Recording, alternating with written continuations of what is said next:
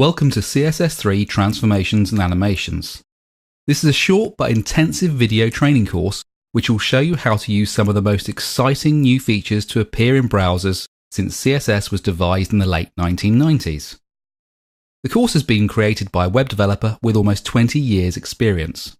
It assumes you have a little knowledge of HTML and CSS web technologies, but you can jump into the later chapters and learn about the techniques as you need them. There are almost 30 videos covering a wide range of topics, with almost 3 hours of lessons and tutorials. You'll learn which development tools you need, and there is plenty of free software for all the popular operating systems. Then we delve straight in with demonstration code, and we even create and analyze useful snippets which you can import and use in your own development projects.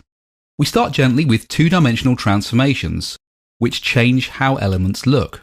So we'll discover how to translate them to a new location on the page and why you would want to do that in preference to any other technique. We'll progress to scaling elements to make them larger, smaller, or even reflect them in the horizontal or vertical plane. Then we'll rotate them to different angles around differing points of origin, and skew them along the X or the Y axis, and combine multiple two-dimensional transformations to the same object.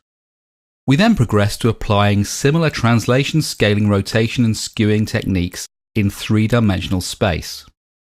And then we move on to the basic concepts behind transitions. That's applying an animation between a start and end state, such as flipping a card over, or creating graphical toggle switches which remain operable in all browsers. We then progress to more advanced animations, such as loading spinner icons. And we learn how to integrate animation events into JavaScript.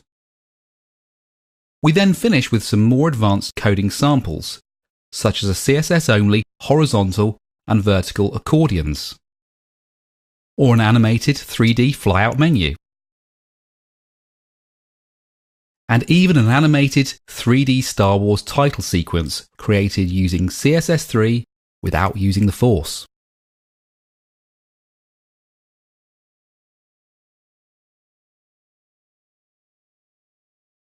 There are also several lessons which provide links to tools and describe how to get the best out of the primary web browsers.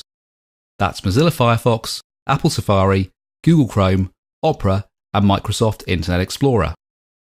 And we finish the course with a roundup of the most important and useful sites on the web, which will help you develop HTML5 and CSS3 transformations, transitions, and animations.